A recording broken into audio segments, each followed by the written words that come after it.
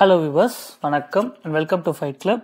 June 5 daily news analysis தான் இப்போ நம்ம இந்த வீடியோவில் பார்க்க போகிறோம். ஸோ சென்சஸ் பார்த்தீங்கன்னா உங்களுக்கு மார்ச் அடுத்த வருஷம் 2027 கம்ப்ளீட் ஆகிடும் அப்படின்னு சொல்லிட்டு கவர்மெண்ட் கொடுத்துருக்காங்க. ஸோ இப்போ அந்த சென்சஸோட இம்பார்ட்டன்ஸ் தெரிஞ்சுக்கணும். அதே மாதிரி இந்த வருஷத்தோட சென்சஸ் அப்படிங்கிறது டிலைட், ஓகேங்களா. நமக்கு 2021 நடத்த வேண்டிய சென்சஸ் இப்போ 2025 தான் நடத்துகிறாங்க. தென் இந்த சென்சஸை சம்மந்தப்பட்டு நீங்கள் அண்டர்ஸ்டாண்ட் பண்ண வேண்டியது ஒரு ஹிஸ்ட்ரி, ஓகேங்களா. சென்சஸ் அப்படிங்கிறது கௌட்டில்ய அர்த்தசாஸ்திரா அந்த டைம்லேருந்தே இருக்கிற ஒரு விஷயம்தான். அக்பர் ஒரு பெரிய சென்சஸ் எடுத்திருப்பாரு. தென் பிரிட்டிஷ் வந்ததுக்கப்புறம் அந்த சென்சஸ் அப்படிங்கிறத ஸ்ட்ரீம்லைன் பண்ணி 1871 ஃபர்ஸ்ட் சென்சஸாக இருக்கும். ஒருங்கிணைந்து கம்ப்ளீட்டாக சின்க்ரனைஸ்ட் சென்சஸ் அப்படிங்கிறது 1881 ரெகுலராக எடுத்துகிட்டு இருப்பாங்க. ரைட்டா, எவ்ரி 10 இயர்ஸ் அப்படிங்கிற மாதிரி ஒரு சென்சஸ் எடுத்துகிட்டு இருப்பாங்க. ஓகே, இப்போ இந்த சென்சஸ் அப்படிங்கிறது பார்த்தீங்கன்னா ரெண்டு இருக்குது. ஒன்று ஜென்ரல் சென்சஸ், அதே மாதிரி ஜாதி வாரியான கணக்கெடுப்பு, சோஷியோ எக்கனாமிக் கேஸ்ட் சென்சஸ் அப்படிங்கிறது. சோஷியோ எக்கனாமிக் கேஸ்ட் சென்சஸ் கடைசியாக 2011 எடுத்திருப்பாங்க. ஆனால் அந்த ரிப்போர்ட்டை பப்ளிஷ் பண்ணியிருக்க மாட்டாங்க. ரொம்ப கம்மியாக தான். இண்டிபெண்டன்ஸ்க்கு அப்புறம் 1951 உங்களுக்கு சோஷியோ எக்கனாமிக் கேஸ்ட் சென்சஸ் எடுத்திருப்பாங்க. தென் உங்களுக்கு பார்த்தீங்கன்னா 1931 அந்த பீரியடில் அந்த கம்யூனல் அவார்ட் அந்த டைமில் ஒரு சோஷியோ எக்கனாமிக் கேஸ்ட் சென்சஸ் எடுத்திருப்பாங்க. அடுத்து இப்போ பார்த்தீங்கன்னா நிறையா இதுக்கப்புறம் கேஸ்ட் சென்சஸ் அப்படிங்கிறத எடுக்கலாம் அப்படிங்கிற மாதிரி ஒரு கான்செப்ட் கவர்மெண்ட் அதுக்கான அப்ரூவல் கொடுத்துருந்துருப்பாங்க. ரைட்டா, ஸோ இது ஹிஸ்ட்ரி ஆஃப் சென்சஸ் அப்படிங்கிறது. சென்சஸோட முக்கியத்துவம் அப்படிங்கிறது பார்த்தீங்கன்னா உங்களுக்கு சென்சஸ் அப்படிங்கிறது தெரிஞ்சுக்கிட்டா தான் எத்தனை பேர் அந்த பாவர்ட்டி லைன் கீழே இருக்காங்க, இல்லை உங்களுக்கு எத்தனை பேருக்கு அந்த வெல்ஃபேர் ஸ்கீம்ஸ் கரெக்டாக போய் சேர்ந்துருக்கு, இந்த மாதிரி நிறைய ஆஸ்பெக்ட்ஸ் இருக்கும். அதெல்லாம் நம்ம அண்டர்ஸ்டாண்ட் பண்ண முடியும். ஸோ GS1 உங்களுக்கு சொசைட்டி அப்படிங்கிற ஆஸ்பெக்ட்லேயும் சென்சஸ் வரும். தென் GS2 கவர்னன்ஸ்லேயும் உங்களுக்கு சென்சஸ் ரொம்ப முக்கியமானது. சரி, இப்போ இந்த சென்சஸ் எடுக்கணும் அப்படிங்கிறது கான்ஸ்டிடியூஷனலி கட்டாயமா அப்படின்னு கேட்டால் கான்ஸ்டிடியூஷன் ஒரு வார்த்தை கொடுத்துருப்பாங்க. ஆஃப்டர் எவ்ரி சென்சஸ் ஒரு டீலிமிட்டேஷன் கமிஷன் பண்ணணும் அப்படிங்கிற மாதிரி சொல்லியிருப்பாங்க. ஸோ கான்ஸ்டிடியூஷனில் சென்சஸ் பற்றின மென்ஷன் இருக்கத்தான் செய்யுது. அவங்க அந்த சென்சஸ் அப்படிங்கிறத with regard to MP MLA அந்த எலெக்ஷன் சம்மந்தப்பட்டு சொல்லியிருந்திருக்காங்க. ஓகேங்களா, ஸோ இது ரொம்ப இம்பார்ட்டன்ட், நோட் பண்ணி வச்சுக்கோங்க. அடுத்த நியூஸ் பார்த்தீங்கன்னா உங்களுக்கு வேர்ல்டு என்வைரன்மெண்ட் டே சம்மந்தப்பட்டு நிறைய எடிட்டோரியல் ஃபுல்லாகவே அதை தான் கவர் பண்ணியிருந்தாங்க. ஸோ ஒன்றா பார்க்கலாம். ஃபர்ஸ்ட் பார்த்தீங்கன்னா எக்ஸ்போசாமிக்ஸ் அப்படின்ற மாதிரி ஒரு எடிட்டோரியல். இதில் நமக்கு ஃபர்ஸ்ட் தெரிஞ்சுக்க வேண்டிய விஷயம் என்ன அப்படின்னு பார்த்தீங்கன்னா இங்கே சில ஃபேக்ட்ஸ் கொடுத்துருக்காங்க. அதில் முக்கியமான ஒரு ஃபேக்ட், இந்தியா 25% வேர்ல்டில் என்வைரன்மெண்ட்னால வர்ற டிசீஸில் 25% இந்தியாவில் தான் இருக்குது அப்படின்னு சொல்கிறாங்க. இது ரொம்ப முக்கியமான ஒரு பாயிண்ட். நீங்கள் என்வைரன்மெண்ட் ரிலேட்டடாக மெயின்ஸ் ஆன்சர் ரைட்டிங் வரும்போது இதை நீங்கள் கோட் பண்ணலாம். தென் உங்களுக்கு டிசபிலிட்டி அட்ஜஸ்டட் லைஃப் இயர், அதாவது ஃபுல் லைஃப் வாழும்போது இடையில இந்த டிசீஸ்னால உங்களுக்கு பாதிக்கப்படக்கூடிய லைஃப் இயர் எவ்வளோ அப்படிங்கிறது சம்மந்தப்பட்ட ஒரு டேட்டா கொடுத்துருக்காங்க. அது கொஞ்சம் ஹையராக இருந்துச்சு. கிட்டத்தட்ட இப்போ பார்த்தீங்கன்னா சாலிட் ஃபியூவல்ஸ் யூஸ் பண்ணி குக் பண்ணுறதுல 3.9% அப்படிங்கிறது 3.1 மில்லியன் டெத் கொண்டு வருது. PM 2.5 அப்படிங்கிறது பார்த்தீங்கன்னா 4.2% டிசபிலிட்டி அட்ஜஸ்டட் லைஃப் இயராக இருக்குது. 4.7 மில்லியன் டெத்தை கொண்டு வருது. ஓகேங்களா, இது இந்த மாதிரி ஒரு முக்கியமான டேட்டா கொடுத்துருக்காங்க. அடுத்து இந்தியாவுக்கு 3 மில்லியன் டெத். ஓகேங்களா, எதனால வருது அப்படின்னா occupational and health environmental health risk இதனால வருது அப்படின்ற மாதிரி சொல்லியிருக்காங்க. ஓகேங்களா, தென் ஃபர்தராக என்வைரன்மெண்ட்டில் என்னென்ன இம்பாக்ட் அப்படின்னு எடுத்துக்கிட்டிங்கன்னா கிராப் ஈல்டு எல்லாம் குறையிறதா இருக்கட்டும், இந்த மாதிரி நிறைய விஷயங்கள் சொல்லியிருக்காங்க. ஓகேவா, நவ் இந்த எடிட்டோரியலோட கோர் தீம் பார்த்தீங்கன்னா எக்ஸ்போசோம் ஆர் எக்ஸ்போசோமிக்ஸ் அப்படிங்கிறது என்னன்னா, இப்போ நாம ஒரு மனுஷனா நம்ம நிறைய விஷயத்துக்கு எக்ஸ்போஸ் ஆகிறோம். ரைட்டா, இந்த எக்ஸ்போஸ் ஆகிற விஷயங்கள் எல்லாம் நம்ம லைஃபையும் நம்மளையும் பாதிக்கக்கூடிய விஷயமா இருக்கும். அது ஏதோ ஒரு விதத்தில் நம்மளோட லைஃபையோ நம்மளோட பிசியாலஜி ஆர் ஜெனட்டிக்ஸ் எல்லாத்தையுமே அஃபெக்ட் பண்ணும். ரைட்டா, அந்த விஷயத்த ஸ்டடி பண்ணுறதுக்கு பேர் தான் எக்ஸ்போசாமிக்ஸ். ஓகேங்களா, ஃபார் எக்ஸாம்பிள் இப்போ ஒருத்தர் இருக்காரு, அவர் ஒரு ஃபேக்ட்ரி இருக்கிற இடத்துல இருக்காருன்னா அவரோட ஜீன்ஸ் அப்படிங்கிறது அந்த ஃபேக்ட்ரியில் இருக்கக்கூடிய கழிவுகள்னால அவர் அதில் எக்ஸ்போஸ் ஆகிற கெமிக்கல்ஸ்னால பாதிக்கப்படலாம். ஸோ இந்த மாதிரி ஒவ்வொருத்தருக்கும் அந்த எக்ஸ்போசோமிக்ஸ் அப்படின்றது இருக்கும். அது சம்மந்தப்பட்டு கண்டிப்பாக ஒரு ஸ்டடி பண்ணணும் அப்படின்னு சொல்லியிருக்காங்க. ஒரு பக்கம் ஜீனோம் நம்ம ஜெனட்டிக், இன்னொன்று எக்ஸ்போசோம் நம்ம எக்ஸ்போஸ் ஆகிற என்வாயன்மெண்ட்டை வச்சு. ஸோ அதை பற்றி படிக்கிறது ஒரு பெரிய பிரிட்ஜ் இருக்கும், நிறைய ரெவலேஷன்ஸை கொண்டு வரும் அப்படின்னு சொல்லிட்டு இந்த எடிட்டோரியல் இருக்கு. இது பார்த்தீங்கன்னா உங்களுக்கு பயோ ஹாப்பினஸ் அப்படிங்கிறத பற்றி சொல்லியிருக்காங்க. இதில் 2 ட்ரைப்ஸ் சொல்கிறாங்க, நீஷி அண்ட் அப்பட்டானி ட்ரைபல் கம்யூனிட்டிஸ். இவங்க ரெண்டுமே அருணாச்சல் பிரதேசில் இருக்கக்கூடிய ட்ரைப்ஸ். ஓகேங்களா, இப்போ நம்ம பயோடைவர்சிட்டி அப்படின்னு வரும்போது இந்தியாவோட பயோடைவர்சிட்டி அப்படின்றதுக்கு ஒரு அழகான ஒரு இன்ட்ரோடக்ஷன் கொடுத்துருக்காங்க. இது very very very very important, note பண்ணி வச்சுக்கோங்க. இந்தியாவில் லேண்ட் ஏரியா அப்படிங்கிறது வெறும் 2% தான் இருக்கு. ஓகேங்களா, பட் ஆனால் அந்த 2% இருக்கக்கூடிய லேண்டில் கிட்டத்தட்ட 8% உங்களோட குளோபல் பயோடைவர்சிட்டி இருக்கு. ஓகேங்களா. இது one of the 17 mega biodiverse கண்ட்ரீஸ்ல ஒன்று. அண்ட் உங்களுக்கு வந்து பார்த்தீங்கன்னா மொத்தம் 36 குளோபல் பயோடைவர்சிட்டி ஹாட்ஸ்பாட்ல 4 ஹாட்ஸ்பாட் இந்தியாவில் தான் இருக்கு. ஓகேங்களா. அண்ட் 8 குளோபல் ஃபுட் கிராப் டைவர்சிட்டியில இந்தியாலே ஒன்று. ஸோ அப்படி ரொம்ப முக்கியமாக உங்களுக்கு பயோடைவர்சிட்டி ரிச்சான கண்ட்ரியாக இந்தியா இருக்குது. இதை நான் ஏன் சொல்ல வரேன் அப்படின்னா, உங்களுக்கு பயோடைவர்சிட்டி இது சம்மந்தப்பட்ட எந்த கொஸ்டின் கேட்டாலும் அதில் நீங்கள் இது ஒரு இன்ட்ரொடக்ஷனாக எழுதலாம். இந்த டேட்டா ரொம்ப ஒரு வேல்யூ ஆடட் கண்டென்ட்டாக இருக்கும். பார்க்கும்போதே ரொம்ப ஒரு நல்லா நீங்கள் வெல் லேர்ன்ட், இந்த பையனோட ஆன்சரை படிக்கலாம், இந்த பொண்ணோட ஆன்சர் நம்ம நம்பி படிக்கலாம் அப்படிங்கிற மாதிரி ஒரு எக்ஸாமினரை இம்ப்ரெஸ் பண்ணக்கூடிய ஒரு data. So take note of it. அதே மாதிரி நேச்சுரல் சர்வீசஸ் அப்படிங்கிறதுல நமக்கு கிடைக்கக்கூடிய மதிப்பீடு அப்படிங்கிறது எவ்வளோன்னு பார்த்தீங்கன்னா கிட்டத்தட்ட ரூபாய் 130 ட்ரில்லியன் ஒரு வருஷத்துக்கு அப்படிங்கிற மாதிரி சொல்லியிருந்திருக்காங்க. ஓகேங்களா. And when it comes to இவ்வளோ பெரிய பயோடைவர்சிட்டி இருக்கக்கூடிய கண்ட்ரில என்ன பிரச்சனை அப்படின்னா, இத்தனை பயோடைவர்சிட்டி இருந்தாலும் நம்ம சாப்பிட்றது ஒன்று அரிசி இல்லை கோதுமை அப்படிங்கிற மாதிரி ஆயிடுது. இங்கேன்னு கிடையாது, உலகம் ஃபுல்லாவே ரைஸ், வீட் அண்ட் மெயின்ஸ் இது 3 தான் 50% ஆஃப் பிளான்ட் பேஸ்ட் டயட்டா இருக்கு. ஓகேங்களா. கிட்டத்தட்ட இந்த கிராப்ஸ் மட்டும் மற்ற கிராப் எல்லாம் டாமினேட் பண்ணி மேலே இருக்கு அப்படின்றப்போ சின்ன சின்ன கிராப்ஸ் லைக் ஸ்மால் மில்லட், சிறுதானியங்கள், அதுக்கப்புறம் ஜாக் ஃப்ரூட், அதுக்கப்புறம் பார்த்தீங்கன்னா பக்வீட், ஓகேவா, இந்த மாதிரி நிறைய கிராப்ஸ் போயிருக்கு. இதெல்லாமே வந்து நெக்லெக்டட் அண்டர் யூட்டிலைஸ்ட் ஸ்பீஷீஸ் அப்படின்னு சொல்லியிருக்காங்க. ஓகேங்களா. இந்த டேர்ம் ரொம்ப முக்கியம். ஓகேங்களா. இந்த நெக்லெக்டட் அண்டர் யூட்டிலைஸ்ட் ஸ்பீசிஸ் அப்படிங்கிறது தான் உங்களுக்கு வந்து என்னன்னு சொல்றாங்கன்னா ஆர்ஃபன் கிராப்ஸ் அப்படின்னு சொல்றாங்க, ஆர் ஆப்பர்ச்சுனிட்டி கிராப்ஸ் அப்படின்றத சொல்றாங்க. இந்த டேர்ம் ரிலேட்டட் டு அப்படிங்கிற மாதிரி உங்களுக்கு பிலிம்ஸ்ல கேட்கலாம். ஓகேவா. அப்போ நம்ம அதை சரி பண்றதுக்கு என்னென்ன ஸ்டெப் எடுத்திருக்கோம்னா, நம்ம வந்து மில்லட்டுக்கு வந்து பார்த்தீங்கன்னா இன்டர்நேஷனல் இயர் ஆஃப் மில்லட் அப்படின்னு கொண்டு வந்திருந்தோம், ஸ்ரீ அண்ணா கொண்டு வந்திருந்தோம், தென் ஸ்டேட் ஸ்பெசிபிக் மில்லட் மிஷன்ஸ் இருக்கு. தென் எம்எஸ் சுவாமிநாதனோட கிரீன் ரெவல்யூஷனுக்கு அடுத்து எவர் கிரீன் ரெவல்யூஷன் ஒரு டேர்ம் காயின் பண்ணியிருப்பாரு. அது என்ன அப்படின்னா டைவர்ஸ் அண்ட் நியூட்ரிஷியஸ் ஃபுட்டை நோக்கி நம்ம போகணும் அப்படிங்கிறது தான் எவர் கிரீன் ரெவல்யூஷன் அப்படின்னு சொல்லியிருப்பார். ஓகேங்களா. ஸோ இதுக்கப்புறம் இந்த என்வாயன்மெண்ட் டேக்கு அப்புறம் நம்ம ஒரு எரா ஆஃப் பயோ ஹாப்பினஸ், இந்த மாதிரி ஃபுட் டைவர்ஸ் என்வாயன்மெண்ட்ல இருக்கணும் அப்படிங்கிற மாதிரி இந்த எடிட்டோரியல்ல கம்ப்ளீட் பண்ணியிருக்காங்க. ஸோ இந்த எடிட்டோரியல் பார்த்தீங்கன்னா பேட்டரி எனர்ஜி ஸ்டோரேஜ் சிஸ்டம் அப்படிங்கிறத சம்மந்தப்பட்டது. ஸோ கிளீன் எனர்ஜி டிரான்சிஷன் அப்படின்னு வரும்போது உங்களுக்கு பேட்டரி எனர்ஜி அப்படிங்கிறது ரொம்ப ரொம்ப இம்பார்ட்டன்ட். அது இருந்தால் தான் உங்களுக்கு வந்து இந்த சஸ்டைனபிள் டெவலப்மெண்ட் கோல் 7 அப்படிங்கிறத அட்டைன் பண்ண முடியும். அண்ட் ஒரு எனர்ஜி சோர்ஸ் அப்படிங்கிறது வந்து 4 பிளாங்க்ஸ், அதாவது 4 விஷயத்தை 4 பில்லர்ஸ் சார்ந்ததாக இருக்கும். ஒன்று அவைலபிலிட்டி, இன்னொன்று ஆக்சசிபிலிட்டி, இன்னொன்று அஃபோர்டபிலிட்டி, அண்ட் லாஸ்டா என்வாயன்மெண்டல் ஆக்சசிபிலிட்டி. ஓகேங்களா. இதெல்லாம் இருந்தால் தான் அந்த எனர்ஜி டிரான்சிஷன் அப்படிங்கிறது முக்கியம். அதுக்கு ரொம்ப அடிப்படையாக இருக்கிறது வந்து பார்த்தீங்கன்னா உங்களுக்கு எனர்ஜி ஸ்டோரேஜ். அப்போ இந்த எனர்ஜி ஸ்டோரேஜ் அப்படின்னு வரும்போது உங்களுக்கு பேட்டரி எனர்ஜி ஸ்டோரேஜ் சிஸ்டம் அப்படிங்கிறது ரொம்ப ரொம்ப இம்பார்ட்டண்ட்டாக இருக்கும். ஓகேங்களா. அது இருந்தால் மட்டும்தான் உங்களுக்கு cleaner, resilient, equitable energy ecosystem அப்படிங்கிறத கிரியேட் பண்ண முடியும். ஓகேங்களா. அண்ட் கடந்த 15 வருஷத்துல பேட்டரி காஸ்ட் அப்படிங்கிறது 90% குறைஞ்சிருக்கு. ஆனால் இன்னும் நம்ம அந்த ஃபுல் பொட்டன்ஷியல் அப்படிங்கிறத கிராஸ் பண்ணல. ஓகேங்களா. தென் இந்தியாவோட பிஇஎஸ்எஸ் லேண்ட்ஸ்கேப் எப்படி இருக்கு அப்படின்னு சொல்லியிருக்காங்க. நம்ம ஃபர்ஸ்ட் டார்கெட் அப்படின்னு எடுத்துட்டீங்கன்னா நமக்கு 500 கிகாவாட் அப்படிங்கிறது வந்து டார்கெட்டாக வச்சிருக்கோம் பை 2030. ஓகேங்களா. ஆல்ரெடி நம்ம 217 கிகாவாட் அப்படிங்கிறத அச்சீவ் பண்ணியிருக்கோம். ஃபர்தராக அச்சீவ் பண்ணுறதுக்கு இது ரொம்ப பிஇஎஸ்எஸ் ரொம்ப ரொம்ப இம்பார்ட்டன்ட். ஓகேங்களா. அண்ட் கவர்மெண்டோட கமிட்மெண்ட் அப்படிங்கிறது வந்து பார்த்தீங்கன்னா 47 கிகாவாட் ஆஃப் பிஇஎஸ்எஸ் பை 2032 அப்படிங்கிறதான் சொல்லியிருக்காங்க. ஓகேங்களா.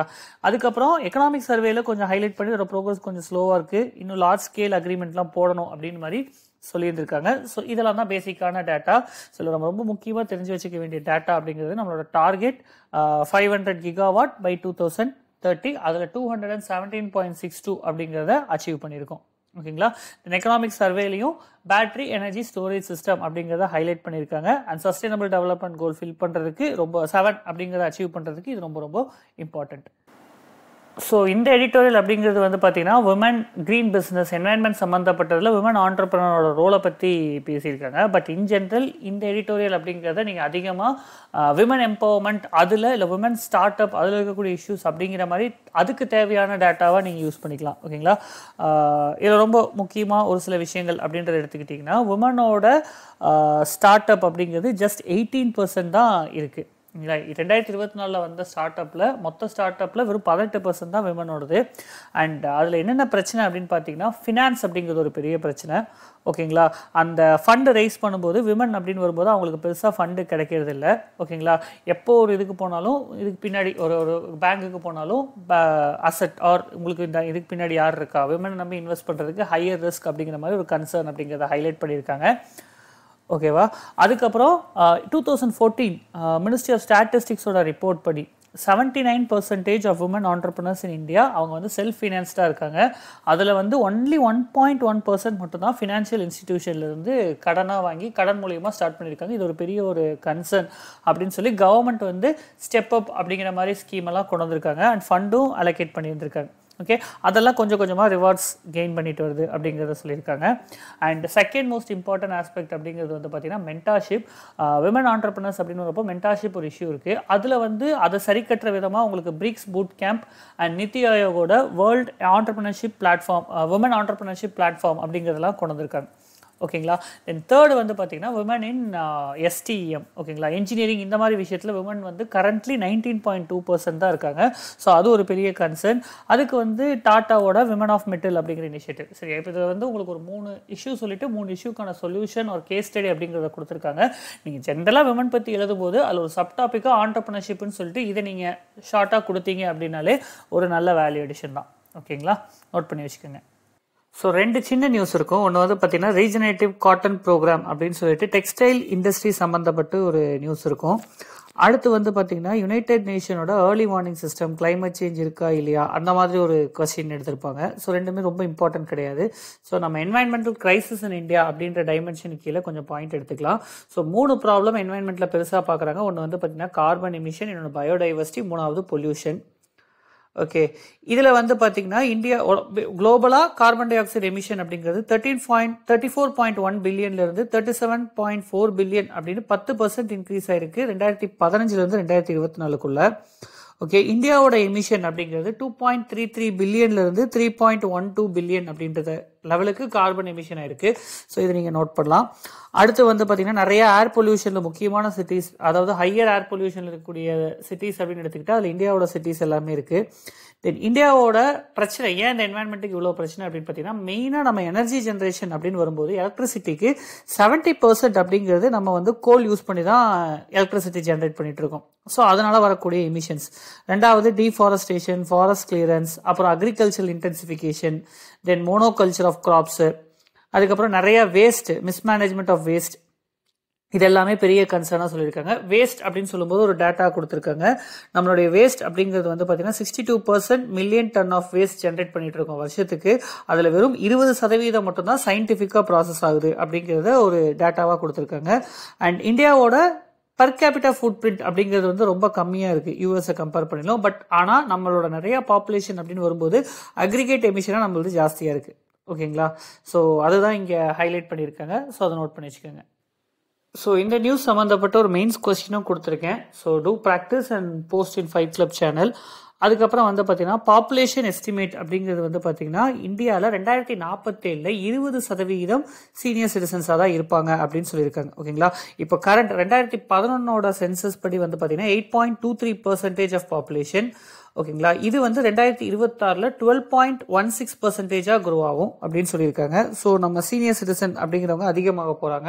ஸோ அப்போ அதற்கு என்னென்ன ஸ்டெப்ஸ் எடுக்கலாம், என்னென்ன மாதிரி சேஞ்சஸ் கொண்டு வரலாம் அப்படிங்கிறதுக்கு இந்த சின்ன நியூஸ் அப்படிங்கிற சொல்லியிருக்காங்க. ஒன்றில் வந்து ரொம்ப முக்கியமாக சொல்கிறது அவங்க டிஜிட்டல் இன்க்ளூஷன் ஹைலைட் பண்ணி சொல்லியிருக்காங்க.